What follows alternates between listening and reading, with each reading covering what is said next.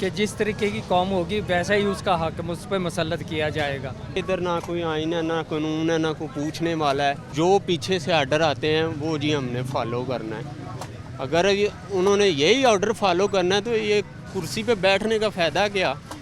چھوڑ دیں یہ کرسی۔ فیض پوش بھی وہ ہاتھ چھپا کے مانگ رہا ہے، یار کسی طریقے مجھے دے دو، میں نے اپنے بچوں کو کھلانا۔ مجھے آج ویزا ملے میں پاکستان چھوڑ جاؤں۔ کچھ چند لمحوں کی بیچاروں کو خوشیاں نصیب ہوئی تھیں کہ شاید واقعی پاکستان میں بہت بڑا انقلاب آنے والا ہے اور یہاں پہ ایک یکدم ایک دودھ کی نہریں بہنی شروع ہو جائیں گی۔ چلو 3 وقت کی نہیں تو 2 وقت کی تو پیٹ بھر کے مل جائے۔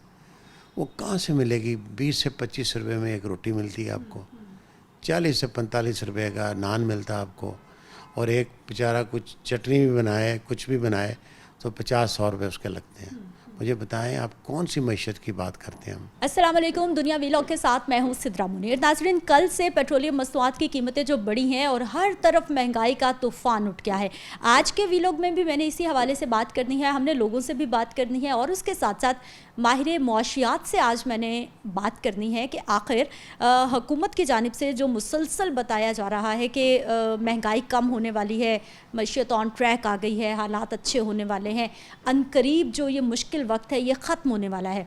ایک طرف تو یہ حکومت کے تمام دعوے ہیں، وعدے ہیں، دوسری جانب ہے جی گراؤنڈ ریئلٹی جو ہمیں ماہر معاشیات بتائیں گے، ان سے بھی بات کریں گے۔ لیکن سب سے پہلے میں آپ کو لوگوں کی رائے دکھانا چاہتی ہوں کہ لوگ آج مہنگائی سے کس حد تک پریشان ہیں اور پیٹرولیم مصنوعات کی قیمتیں بڑھنے کے بعد مہنگائی کا کتنا بڑا طوفان اٹھ چکا ہے۔ عوامی رائے دیکھیے پہلے۔ السلام علیکم۔ جی وعلیکم السلام۔ کیا حال ہے سر آپ کے؟ الحمدللہ جناب۔ ٹھیک ہے، کہاں سے آ رہے؟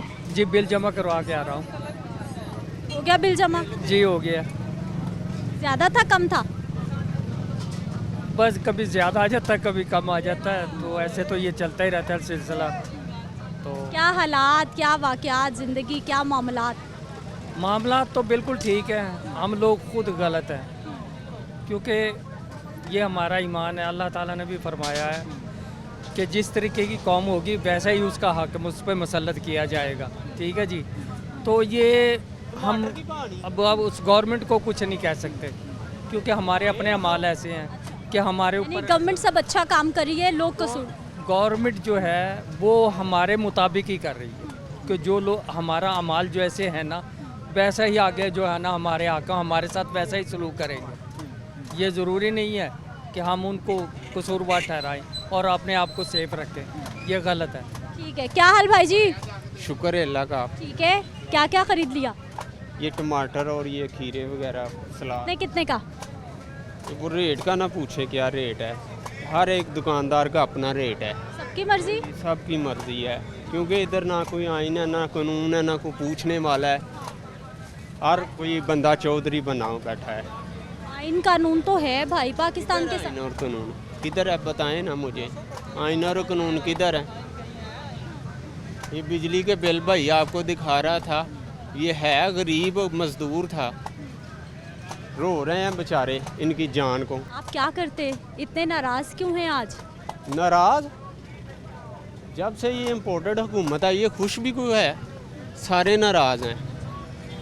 یہ جمہوریت کو انہوں نے مذاق بنا کے رکھ دیا ہے، ہر کوئی اپنے گھر میں تنگ ہے، باہر تنگ ہے، دفتر میں تنگ ہے، ہر کرسی پہ کوئی نہ کوئی ایک یزید بیٹھا ہے۔ وہ جو پیچھے سے آرڈر آتے ہیں وہ جی ہم نے فالو کرنا ہے۔ اگر انہوں نے یہی آرڈر فالو کرنا ہے تو یہ کرسی پہ بیٹھنے کا فائدہ کیا؟ چھوڑ دیں یہ کرسی اگر آپ اس کے لائق ہی نہیں ہیں تو۔ اگر آپ کوئی فیصلہ نہیں کر سکتے، آپ بیٹھے ہیں کہ کوئی ہمیں آرڈر دے گا تو ہم فیصلہ کریں گا، اور چول اگر تو فیصلہ نہیں کرسی پہ بیٹھ کے کر سکتا تو چھوڑ دے۔ فیصلہ کل کیا تو ہے پیٹرول مہنگا کرنے کا۔ وہ انہیں شرم نہیں آئی، وہ جو بیٹھ کے کہتی تھی کہ راتوں رات تمہیں شرم نہیں آئی غریب عوام پہ پٹرول بمب گراتے ہوئے، اب وہ کدھر گئی ہے؟ سو گئی ہے یا انہیں انستھیزیا کا کوئی انجیکشن لگ گیا ہے؟ کدھر چلی گئی ہے وہ جو لانگ مارچ لے کے نکلی تھی، اور سعد رضوی صاحب جو لے کے نکلے تھے وہ کہہ رہے تھے کہ ہم کراچی سے لے کر اسلام آباد تک جائیں گے۔ وہ کیا انہوں نے کوئی منت مانگی تھی کہ وہ پیر صاحب جو مجھے میڈیا کوریج دیں گے تو میں کراچی سے لے کر اسلام آباد تک ننگی پیری جاؤں گا؟ آپ کیا کرتے بھائی؟ میں بھی بس مزدور ہوں۔ इतने तंग मजदूर। मजदूर सारे ही तंग हैं। तंग कौन नहीं, आप नहीं तंग?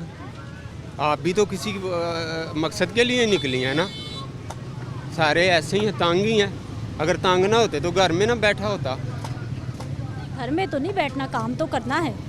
चलें, फिर भी बंदा इतना नाराज़ नहीं होता अपनी, वो कहते हैं ना रियासत से इतना नाराज़ नहीं होता। रियासत नाम की तो कोई चीज़ ही नहीं रह गई। और बाकी जो ये कि इनकलाब जो है ये कोई दूसरे मुल्क वालों ने नहीं हमारे साथ मिल के लड़ना, हमने खुद ही लड़ना है। भाई जी, कल जो पेट्रोल महंगा हुआ है उसके बाद मार्केट में कितना महंगाई का तूफान, आप पे कितना बोझ? हैं ना, ये टमाटर हैं, मैं कितने के 150 रुपए के किलो खरीद रहा हूँ।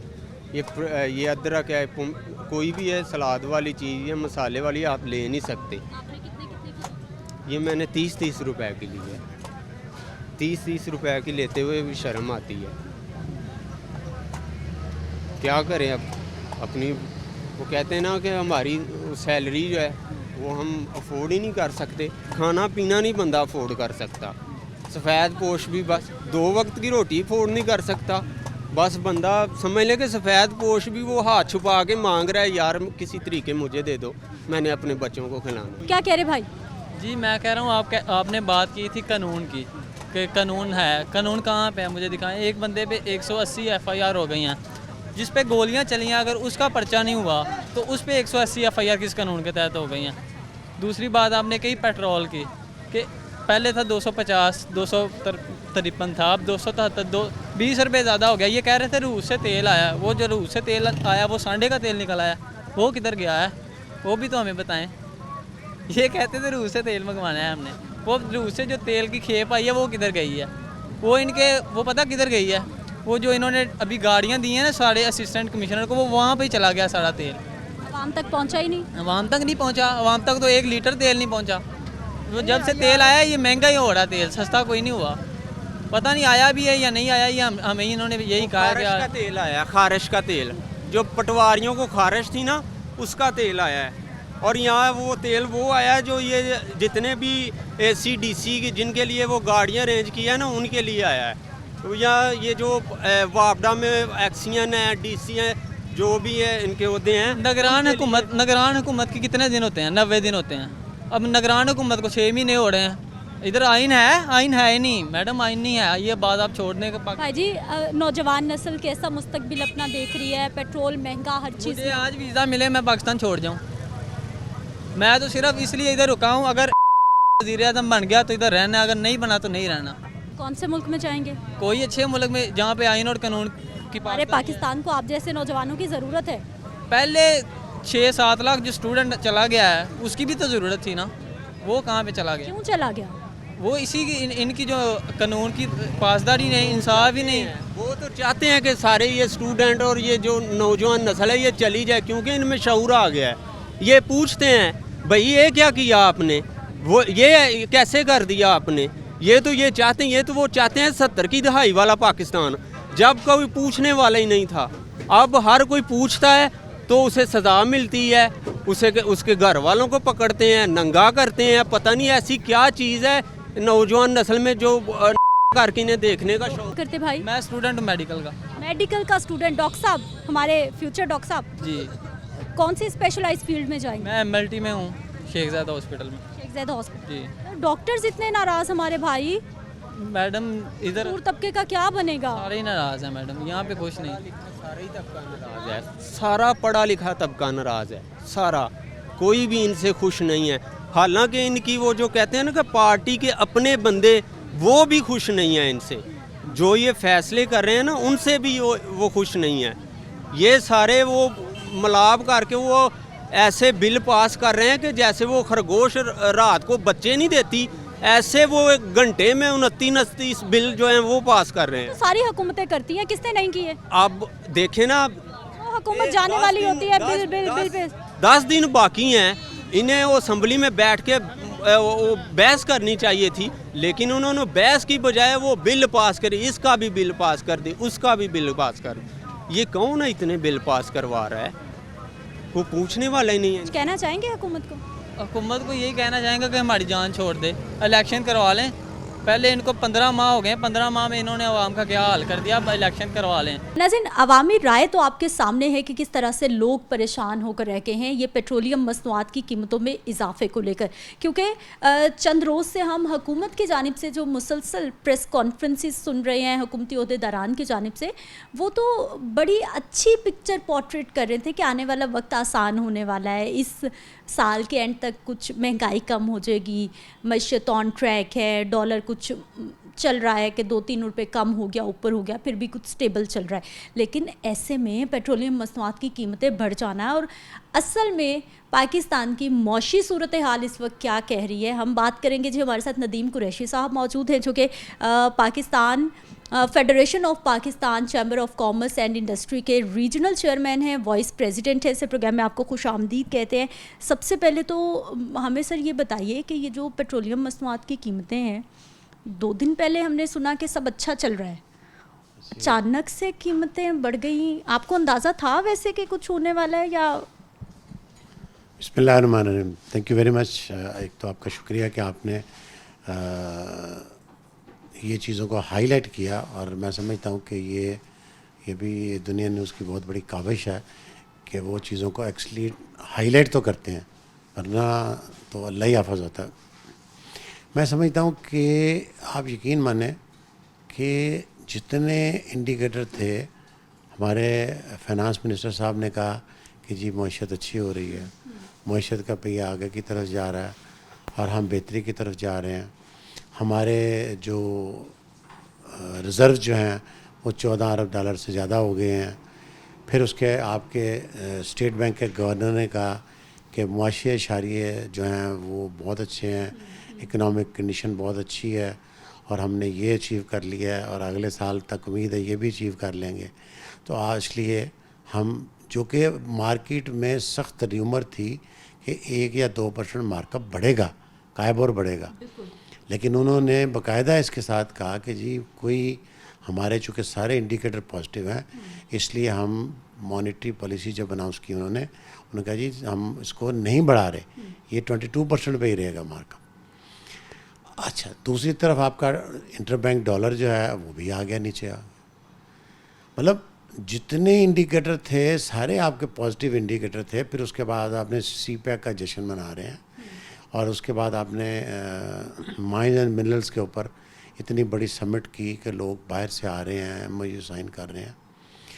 लोग खुशियाँ, कुछ चंद लम्हों की बेचारों को खुशियाँ नसीब हुई थी कि शायद वाकई पाकिस्तान में बहुत बड़ा इनकलाब आने वाला है और यहाँ पे एक यकदम एक दूध की नहरें बहनी शुरू हो जाएंगी। लेकिन ये जो आपने बम कराया है, जिसकी तो मतलब ये ऐसे आनन फानन हुआ है, हमेशा रिकॉर्ड पे है ये चीज़ें कि पहले ओगरा का समरी जाती है, न्यूज़पेपर में उसकी न्यूज़ छपती है।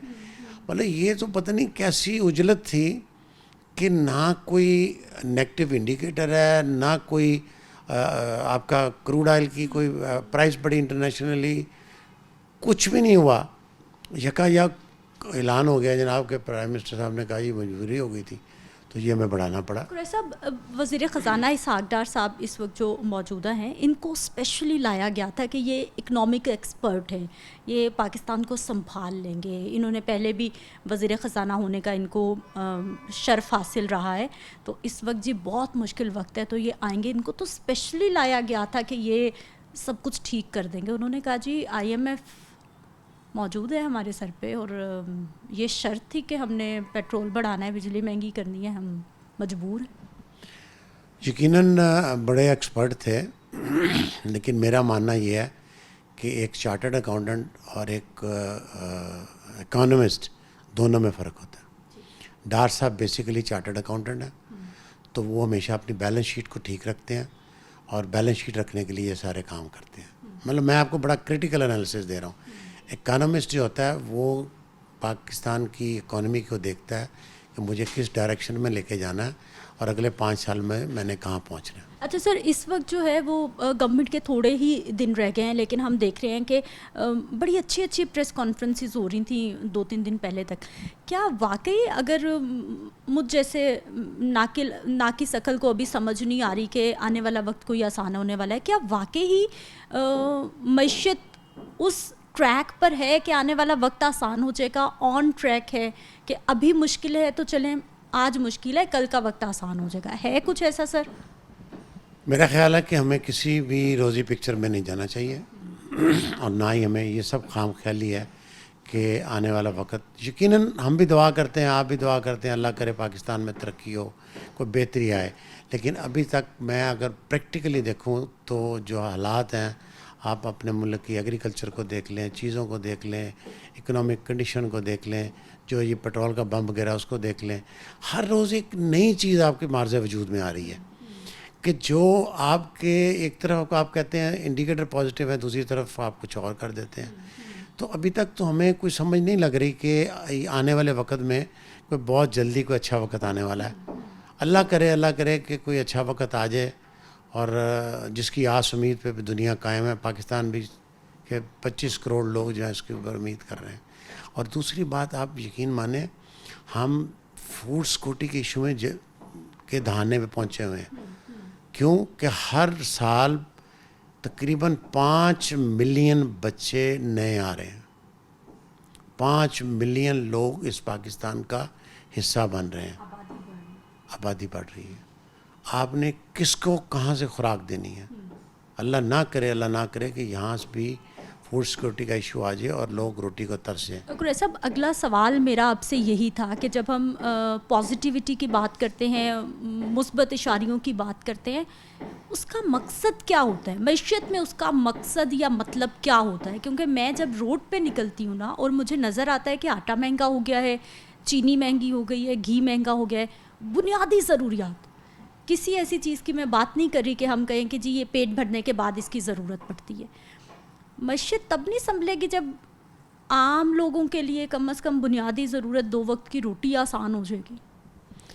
میں سمجھتا ہوں کہ دیکھیں، معیشت آپ کس کو کہتے ہیں؟ معیشت آپ فیکٹریوں کو، انڈسٹریلسٹ کو، میں ویسے میری نظر میں سب سے بڑی بات، پہلی بات یہ ہے کہ بیسک یونٹ آپ کا ایک غریب آدمی ہے جس کو روٹی 3 وقت کی کھانے کی مل جائے، چلو 3 وقت کی نہیں تو 2 وقت کی تو پیٹ بھر کے مل جائے، وہ کہاں سے ملے گی؟ 20 سے 25 روپے میں ایک روٹی ملتی ہے آپ کو، 40 سے 45 روپے کا نان ملتا ہے آپ کو، اور ایک بیچارہ کچھ چٹنی بھی بنائے، کچھ بھی بنائے تو 50-100 روپے اس کے لگتے ہیں۔